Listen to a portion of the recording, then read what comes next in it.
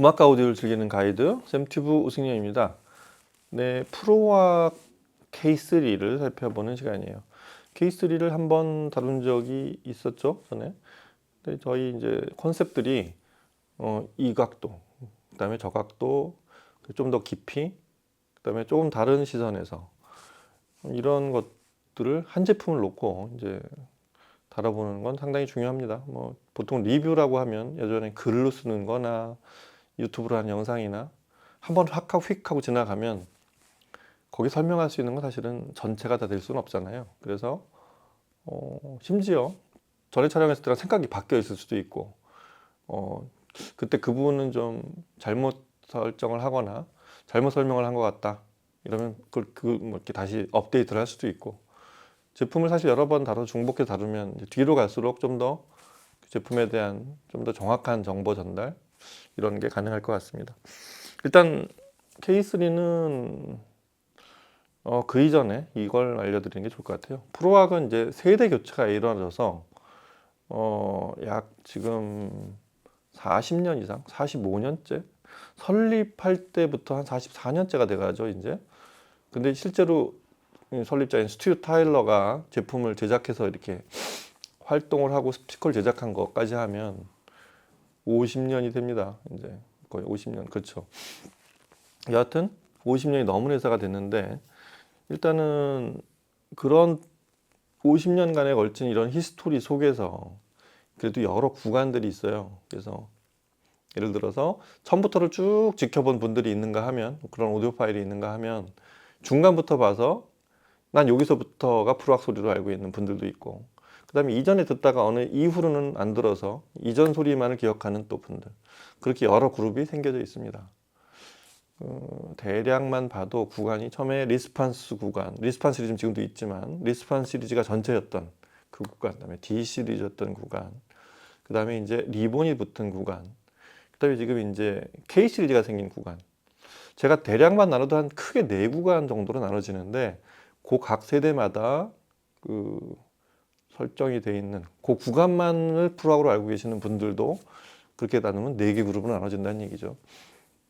여하튼 그 중에서 이 K 시리즈는 아시겠지만 케블라를 사용한 프로학의 첫 라인업이자 프로학이 사운드적으로 굉장히 큰 변화를, 굉장히 모험이자 이전 어떤 큰 시도가 됐던 그런 의욕을 가지고 시도했던 그런 첫 라인업이라고 할 수 있겠습니다.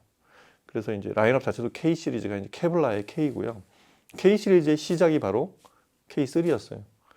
프로학은 뭐 리스판스 같은 복쉘프 스탠드 거치형으로 시작했지만, 그게 나중에도 이제 K1하고 이제 비교를 하면서 설명을 드리겠지만, 스탠드 거치형일 뿐이지 사실은 우리가 아는 톨보이의 소리를 다 이미 내고 있는 그런 그 스탠드 위에 있는 그런 거의 풀레인지 가까운 소리를 내는 그런 스피커였죠. 대단히 다이나믹하고 기본적으로 모니터적인 기술, 굉장히 소리가 정확했기 때문에 그게 가능해요. 뭐 질감이 좋고 다이나믹하고 이제 이런 소리, 이런 사운드가 프로악을 알고 있는 분들이 기억하는 프로악 사운드인데, 사실은 스튜어트 타일러는 70년대 초반에 BBC에 이미 모니터를 납품을 해서, 그래서 그때는 프로악이란 브랜드가 아니었기 때문에 여하튼 BBC에 납품하는 스피커를 그렇게 모니터로 시작했던 회사가 프로악이고요. 그게 이제 79년도에 오면 자기 회사에 이제 프로악이라는 브랜드를 붙이기 시작한 게, 그게 이제 79년부터입니다. 여하튼 그런 모니터적인 기질과 다이나미즘, 그 다음에 이런 아주 섬세하고 보풀거리는 그런 중고역의 질감, 이게 프로악을 듣는 이유입니다. 지금까지도.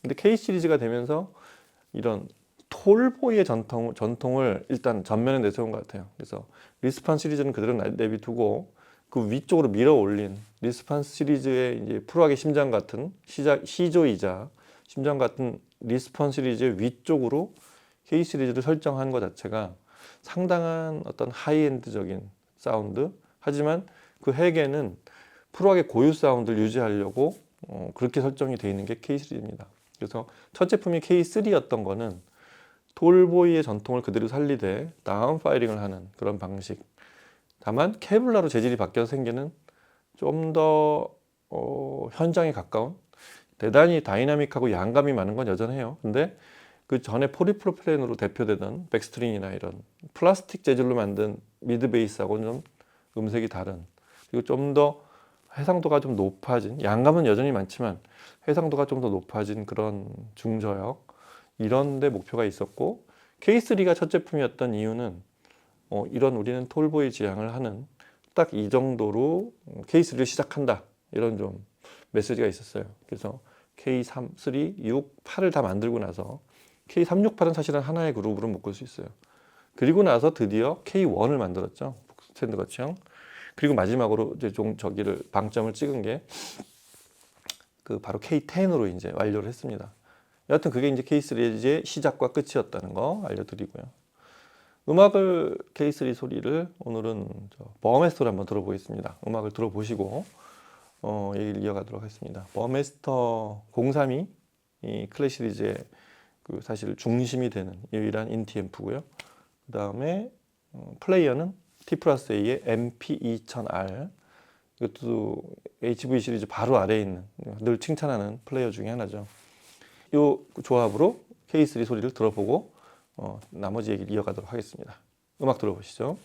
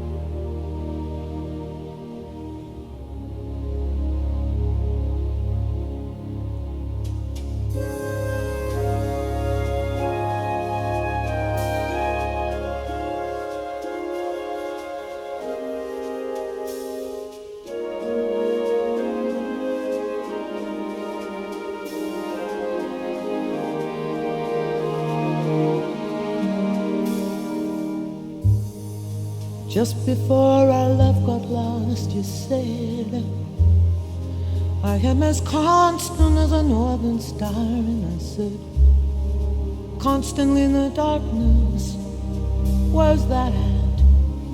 If you want me, I'll be in the bar. On the back of a cartoon coaster, in the blue TV screen light, I drew a map of Canada. Oh, Canada. And I sketched your face on it twice. Oh, you were in my blood like holy wine. Oh, and you taste so bitter, but you taste so sweet. 네. 이 제품은 사실은 설정 자체가 기존에 프로왁을 들어오셨던 분들하고는 약간은 신세대적인 데가 있어요. 뭐 케블라하고 그 일반 그 고분자 PP, 그러니까 이 고분자 합성물 플라스틱 하고는 물성이 좀 다르죠.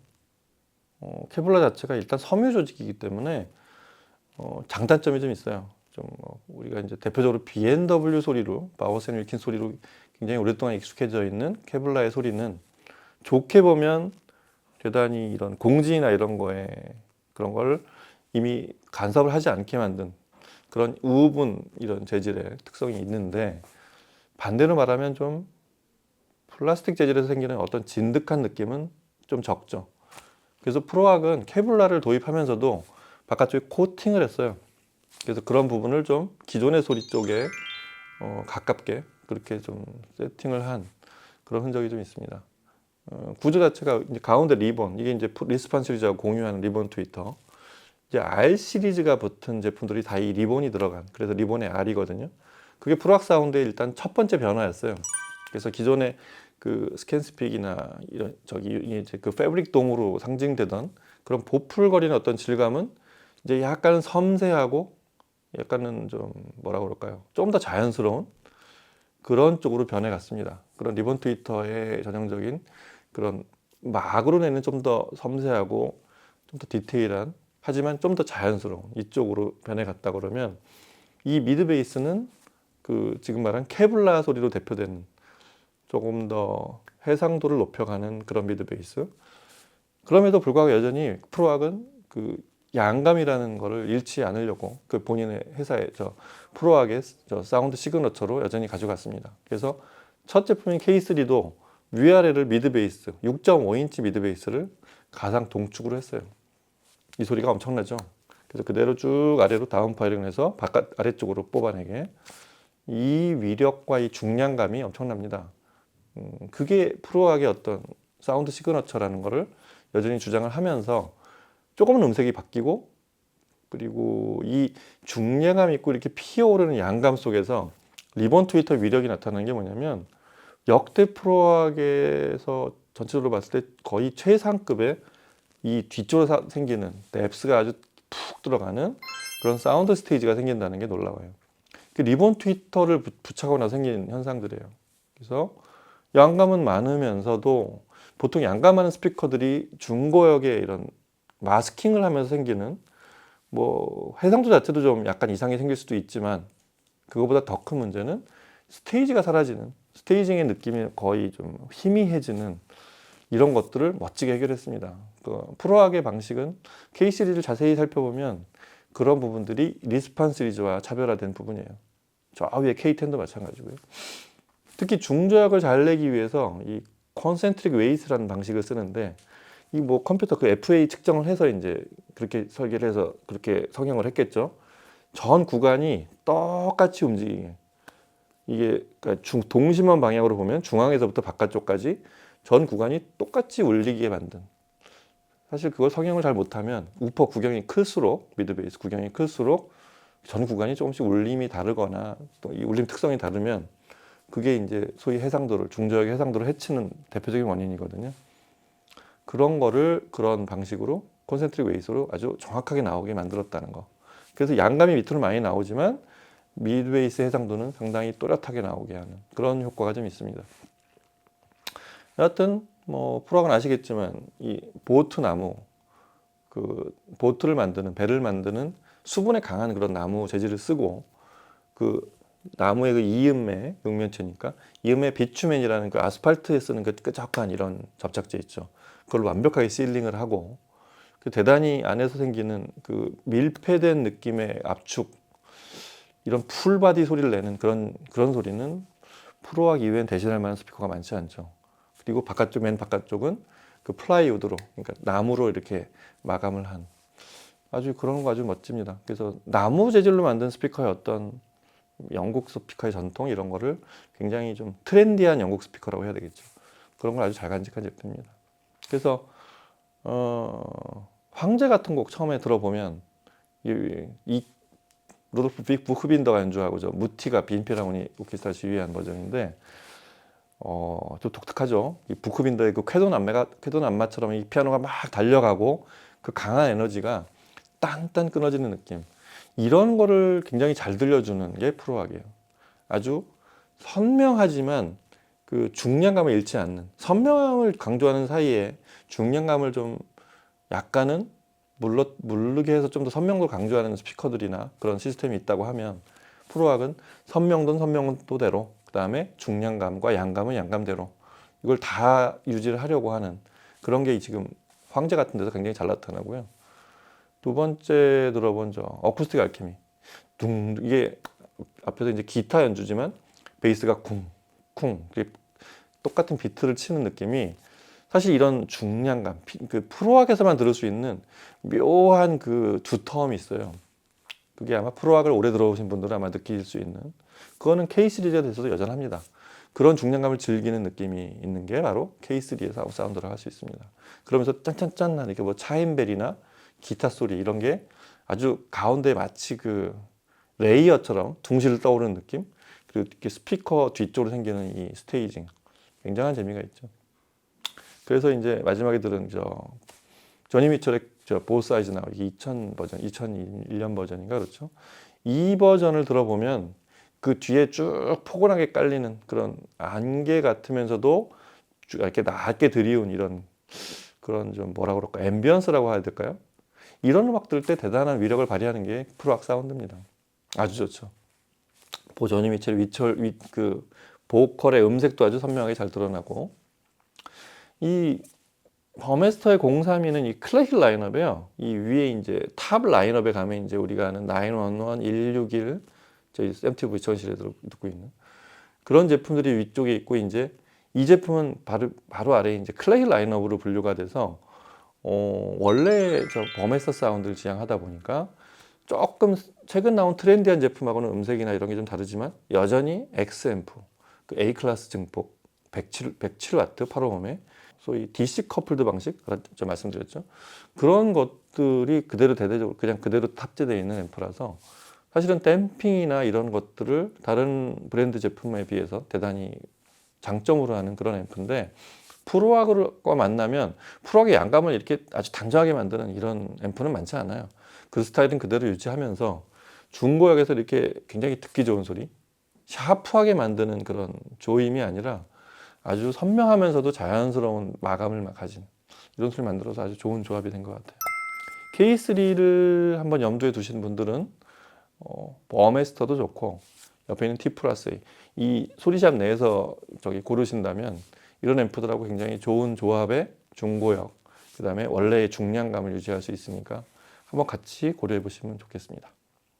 자, 오늘은 이렇게 해서 프로와 K3 시리즈의 시작이었던 K3 다시 한번 또 여러 음악들을 같이 들어보면서 살펴봤습니다. 다음 시간에 또 다른 제품과 얘기로 찾아뵐게요. 감사합니다.